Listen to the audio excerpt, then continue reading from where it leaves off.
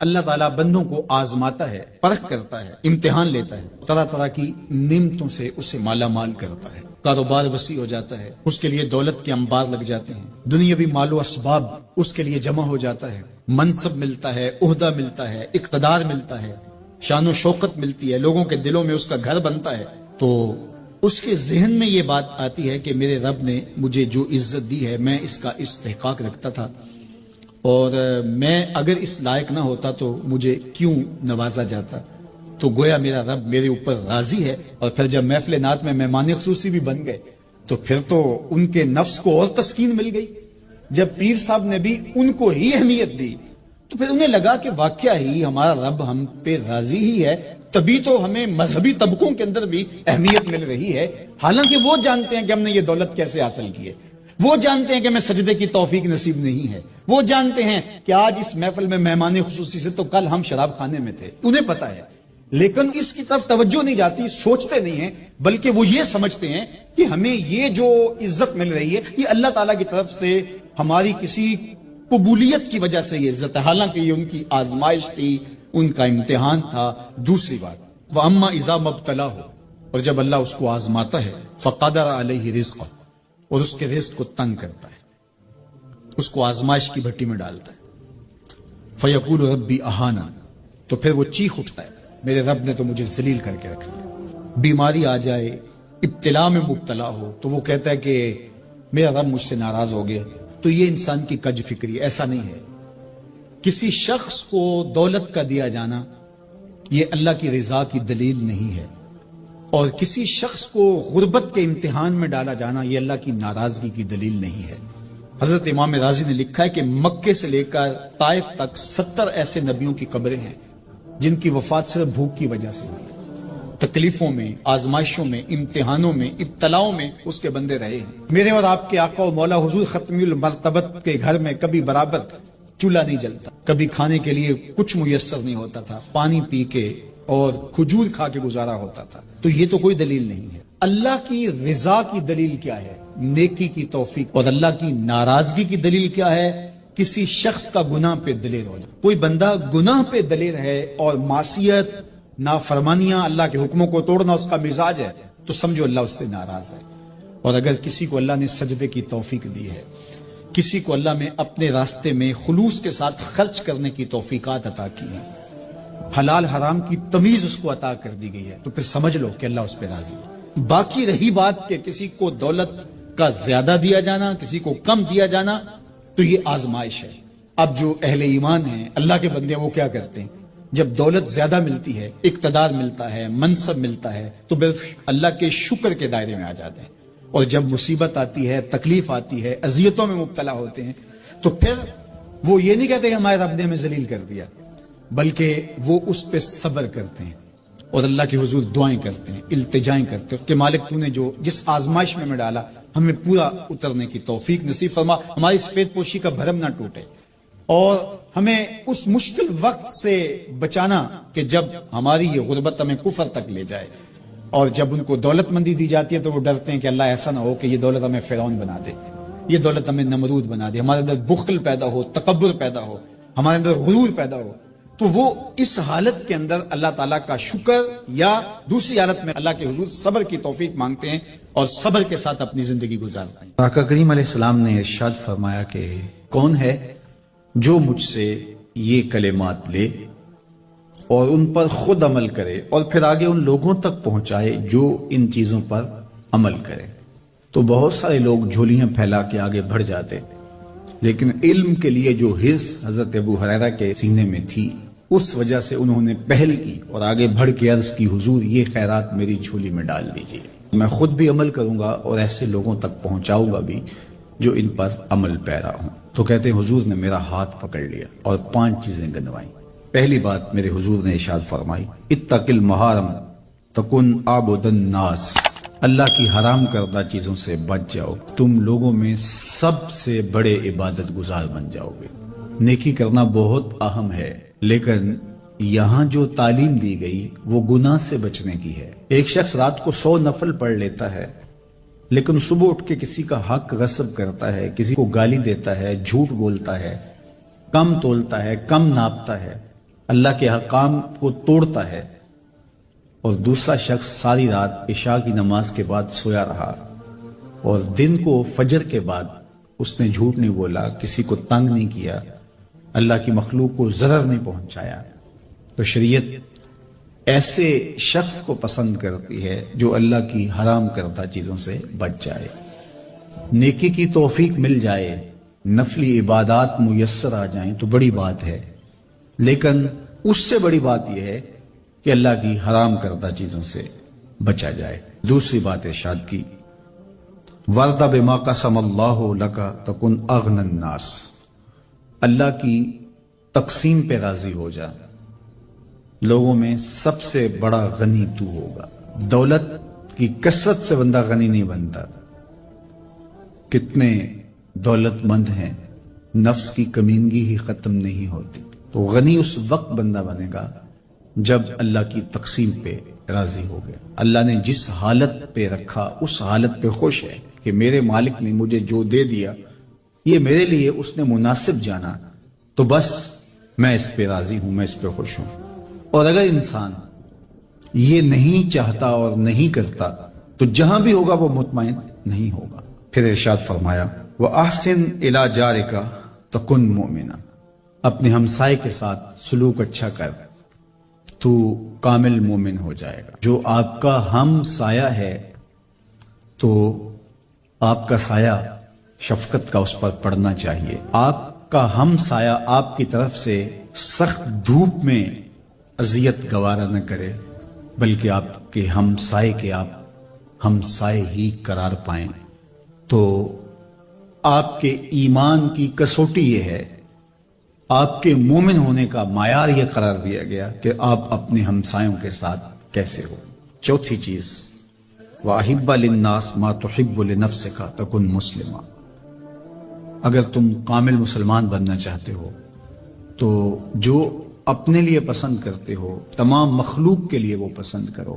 اب کوئی شخص یہ مزاج اپنی طبع میں راسخ کر لے تو معاشرے کے اندر شر، فساد، بدامنی، کسی کے حقوق کو غصب کرنا، کسی سے زیادتی کرنا، کسی کا برا چاہنا، سب کچھ ختم ہو جائے گا، اور یہ معاشرہ جنت نظیر بن جائے گا کہ جو ہم اپنے لیے پسند کرتے ہیں وہ ہم اپنے دوست کے لیے، بھائی کے لیے، ہمسائے کے لیے، عزیز کے لیے، رشتہ دار کے لیے پسند کریں۔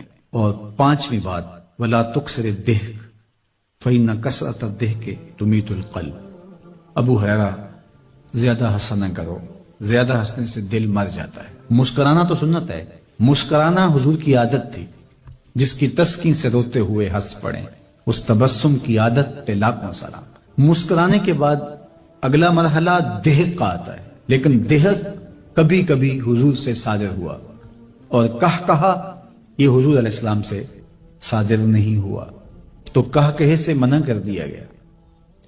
دہک کبھی کبھی ہو اور تبسم آپ کی زندگی میں شامل ہو۔ اللہ اس حدیث پاک کا نور ہماری روحوں میں اتار دے اور ہمارے باطن میں چراغاں کرے۔ تو اس موقع سے بھرپور فائدہ حاصل کر کے ہمیں ذکر و فکر کی طرف آنا چاہیے، قرآن مجید کی تلاوت، کثرت نوافل، قضا شدہ نمازوں کی ادائیگی اور دیگر امور خیر بجا لانے چاہیے۔ اپنے ماں باپ کی صحبت میں بیٹھنا چاہیے، ان کی دعائیں لینی چاہیے، اپنے بچوں کے پاس بیٹھیں، اور بہت سارے اور امور جو ہم اپنی مصروفیات کے باعث پورے نہیں کر پاتے تو یہ موقع ہے ان کو پورا کرنے کا۔ لیکن اس موقع سے ناجائز فائدہ حاصل کرتے ہوئے بہت سارے لوگ اپنے مکانوں کی چھتوں پہ دھاتی تاروں کے ذریعے پتنگے اڑانے کے شغل میں مصروف ہیں، تو اس شغل سے خدا را باز آئیے۔ یہ موقع ایک دوسرے کی مدد کرنے کا ہے، نصرت اور اعانت کرنے کا ہے، نہ یہ کہ مکانوں کی چھتوں پہ کھڑے ہو کے آپ خونی کھیل کھیلیں اور دھاتی ڈور کے ذریعے سے لوگوں کے گلے کٹیں اور لوگوں کو نقصان ہو۔ تو اس سے خدا را ہمیں خود بھی باز آنا چاہیے اور اپنے بچوں کو بھی اس سے روکنا چاہیے، ان کی حوصلہ شکنی کرنی چاہیے۔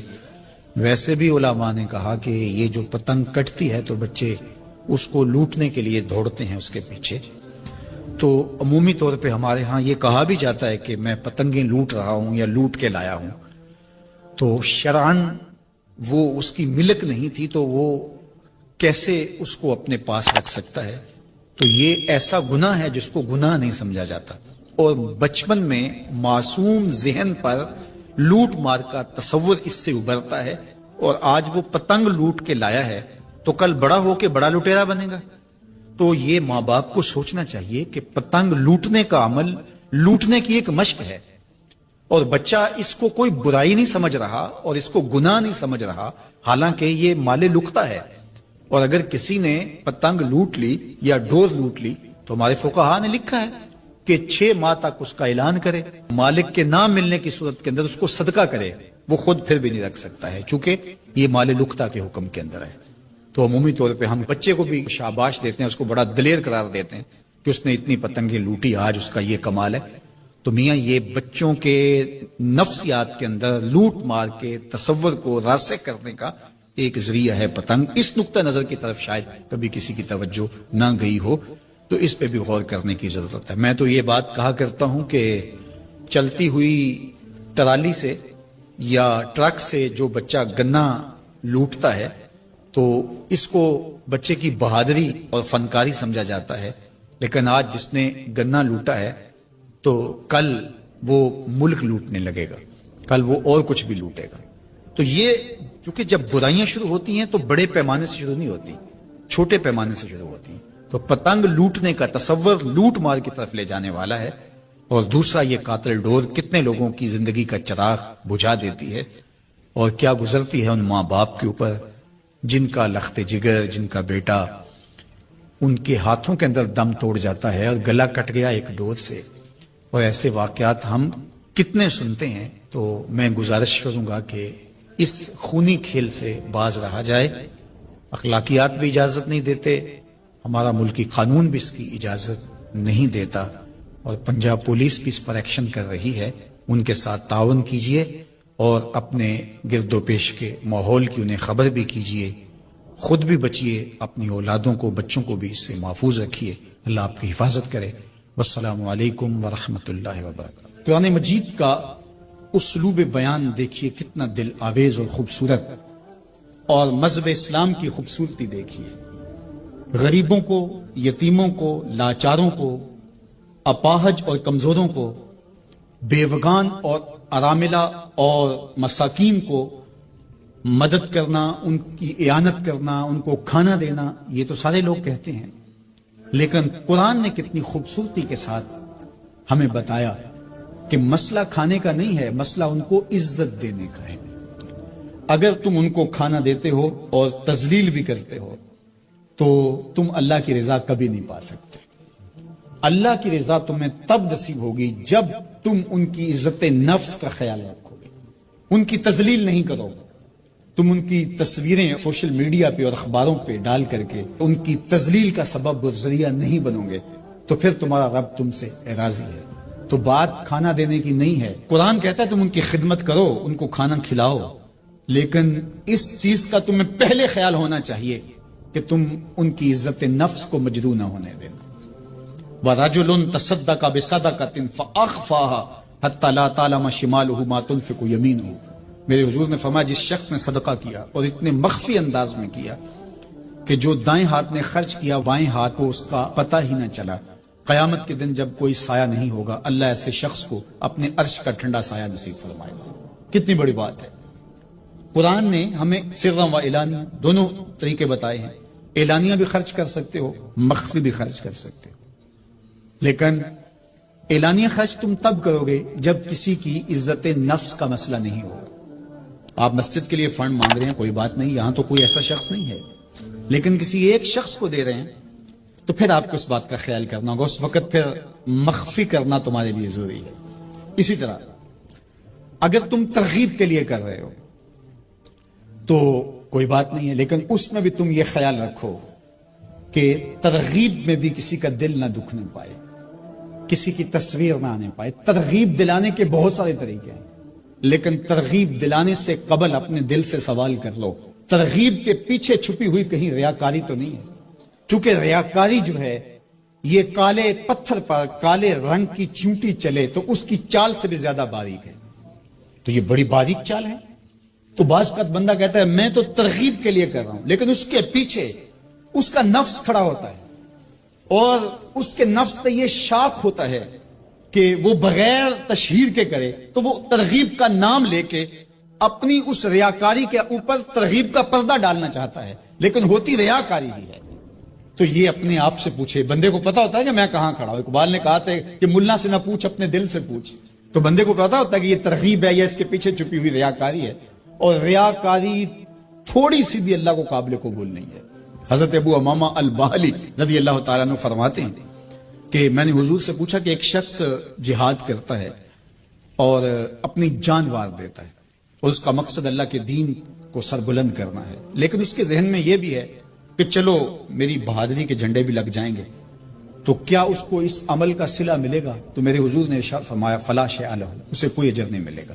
اللہ صرف اسی عمل کو قبول کرتا جو محض اس کے لیے کیا جائے۔ تیرے عمل میں اخلاص ہو تو اس کا اجر کچھ اور ہے، حور و خیام سے گزر بادہ و جام سے گزر، جو محض اس کی رضا کے لیے عمل کیا جائے وہی عمل ہے۔ حضرت معاذ بن جبل رضی اللہ تعالیٰ عنہ حضور کے روضہ انور کے پاس بیٹھ کے رو رہے تھے، حضرت عمر گزرے تو رک گئے، کہا معاذ رو رہے ہو؟ کہا کہ صاحب مزار کا ایک فرمان یاد آیا جس نے مجھے رلا دیا۔ تو کہا وہ کیا فرمان تھا؟ کہا ایک دن حضور نے کہا تھا تھوڑی سی ریا بھی شرک ہے، تھوڑی سی ریا بھی شرک ہے۔ تو ضرور رکیے، آپ ترغیب کا نام لے رہے ہیں کہ میں ترغیب دینے کے لیے کر رہا ہوں، لیکن ذرا ایک لمحے کے لیے رک کے اپنے آپ سے سوال کر لیجئے، ترغیب کے پردوں کے پیچھے چھپی ہوئی کہیں ریا تو نہیں ہے؟ اگر ریا کہیں چھپی ہے تو عمل ضائع ہو گیا، عمل برباد ہو گیا۔ کیتی کتری پئی کھو محمد تے سکہ بنیا زردہ، سب کچھ برباد ہو گیا۔ اس لیے محض اس کی رضا کے لیے ترغیب بھی اگر آپ کی نیت ہے تو اس سے قبل اچھی طرح اپنے آپ کو جانچ لیں کہ ہم کھڑے کہاں ہیں۔ اللہ اکبر۔ تو کہا کہ کلا بل لا تکرمون الیتیم، تمہارا مسئلہ یہ ہے کہ تم یتیم کی تکریم نہیں کرتے ہو، عزت نہیں دیتے۔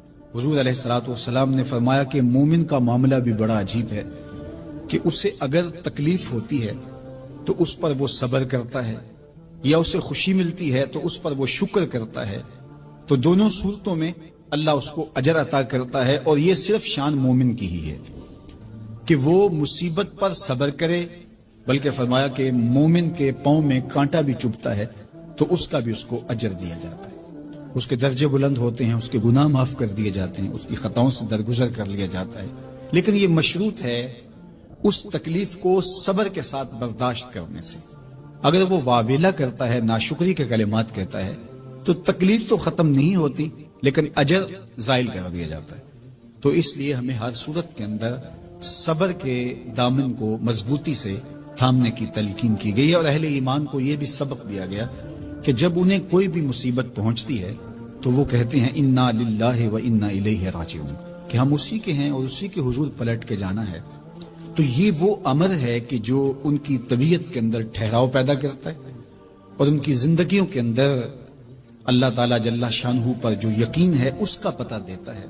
اگر مصیبت کو اللہ کی طرف سے سمجھ کے مان کے صبر کیا جائے، اس کو مقدور سمجھا جائے، اس پر واویلا نہ کیا جائے، اللہ کی نافرمانی کا کوئی کلمہ نہ بولا جائے، اپنے عقیدے میں تزلزل نہ آنے دیا جائے، اپنے رویوں کی خوبصورتی کو زائل نہ ہونے دیا جائے، تو اس کا مطلب ہے کہ وہ شخص مومن ہے، اس کا یقین ہے کہ یہ اللہ کی طرف سے ہے۔ تو پھر اس کے یقین کے صلے کے اندر اللہ اس کو پھر ہدایت قلب کا چراغاں نصیب کرتا ہے۔ اور فرمایا واللہ بکل شیء علیم، اور اللہ ہر شے کو جاننے والا ہے، اسے پتہ ہے کہ کسی پر مصیبت نازل کیوں کرنی ہے، اور اس مصیبت سے اس کا امتحان لینا مقصود ہے، اس کے درجوں کو بلند کرنا مقصود ہے، اس کے گناہوں کو معاف کرنا مقصود ہے، اس کو کسی آزمائش میں ڈال کر کے اس کو مزید کندن بنانا مقصود ہے، یا اس کا کیا مقصود ہے، اس کو سزا دینا مقصود ہے، یہ اسے پتہ ہے۔ تمہارا رب تمہاری طرف آنے والی جو تکلیفیں ہیں ان کے اندر ہزارہا پنہا حکمتوں سے واقف ہے۔ یہاں یہ بات بھی سمجھنے کے قابل ہے کہ جو شخص مصیبت کے آنے پر صبر اور استقامت کے ساتھ اس سے نپٹتا ہے اور اللہ پر جو اس کا یقین ہے اس میں تزلزل پیدا نہیں ہونے دیتا، کل من عند اللہ، اے محبوب فرما دیجئے جو کچھ ہے وہ تمہارے رب کی طرف سے، یہ اس کا خیال اور فکر ہے کہ یہ میرے اللہ کی طرف سے، تو پھر اس مصیبت کو ٹالنے والا بھی وہی ہے۔ تو تو اگر یہ اس کا عقیدہ پختہ تھا تو پھر وہ مالک کی دہلیز چھوڑ کے، مالک کی چوکھٹ چھوڑ کے کسی اور دہلیز پہ نہیں جائے گا، کسی اور چوکھٹ پہ نہیں جائے گا. وہ اس مصیبت کو دور کرنے والا مؤثر حقیقی اللہ کو ہی جانتا ہوگا اور اسی کے حضور دعائیں کرے گا، التجائیں کرے گا. کسی شرک کا ارتکاب نہیں کر سکتا ہے اور وہ مالک کی دہلیز سے کبھی روح گردانی نہیں کر سکتا، بلکہ اس تکلیف کے آنے سے وہ اپنے رب کے ساتھ اور زیادہ جڑ جائے گا. اور اگر وہ صبر کرے تو یہ اس کا ایک مرتبہ ہے کہ وہ حوصلے کے ساتھ اس تکلیف کو برداشت کرے. اور دوسرا مرتبہ جو اس سے بڑھ کر ہے کہ اس پہ اللہ کی رضا کے سانچے میں اپنے آپ کو ڈھال لے کہ جے سونا میرے دکھ وچ راضی، میں سکھ نو چلے ڈاواں. اگر وہ اس بات پہ راضی ہے تو کوئی بات نہیں ہے، میں اس پہ راضی ہوں کہ میرے رب کی یہ رضا ہے. تو یہ دونوں چیزوں کا مل جانا یا دونوں میں سے کسی ایک کا مل جانا، یہ اللہ کی طرف سے اس کو دیا گیا انعام ہے جو اس مشکل حالات میں اس کو حاصل ہوتا ہے.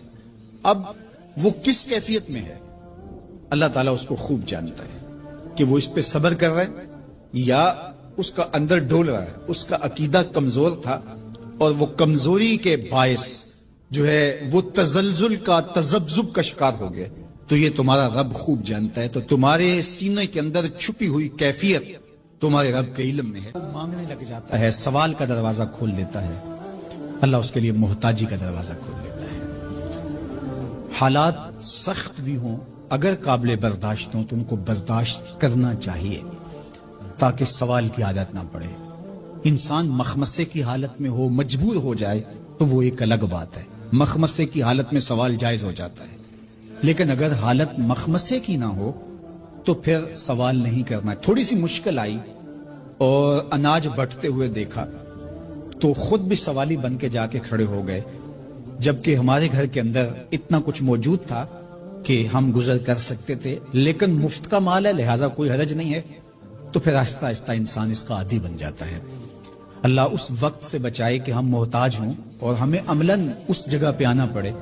اللہ سب کو محفوظ فرمائے. لیکن اگر حالات کچھ تلخ بھی ہوں تو پھر بھی اگر آپ دیکھیں اپنے آپ کو کہ کیا ہم ایسی جگہ پہ تو نہیں ہیں کہ ہم سوال کرنے جائیں، تو باہر ایک ماحول دیکھ کر کے تو لپک پڑنا، تو اس سے آپ کی طبع کے اندر سوال کی عادت پیدا ہوگی.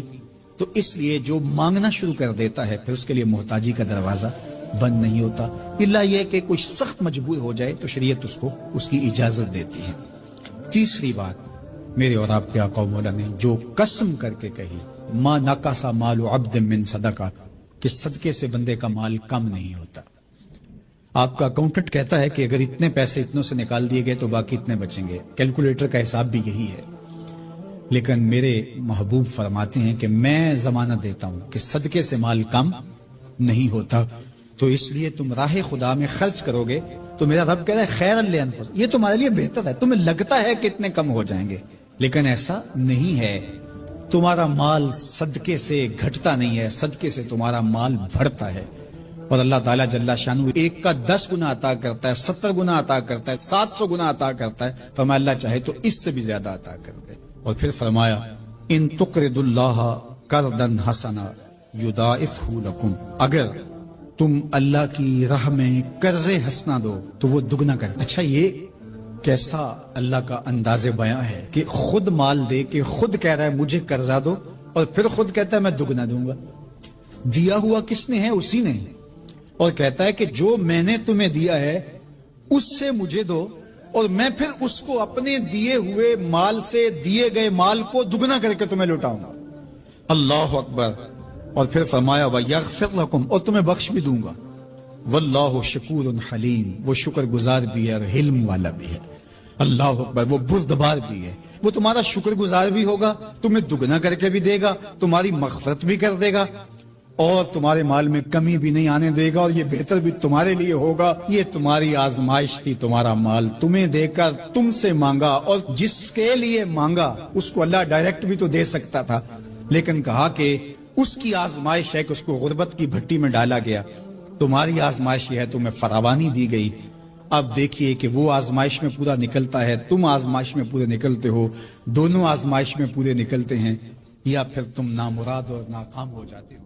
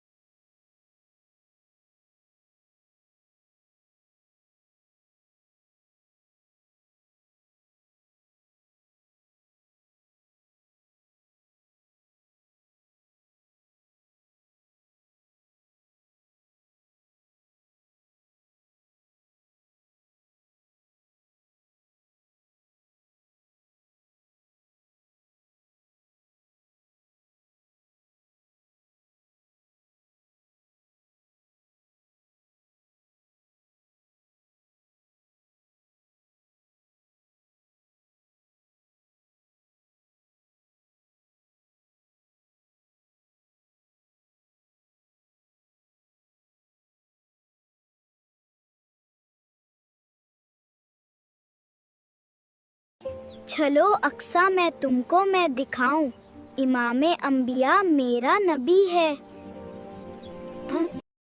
Look at the colors on that building over there. It's amazing. Wait, look at that over there.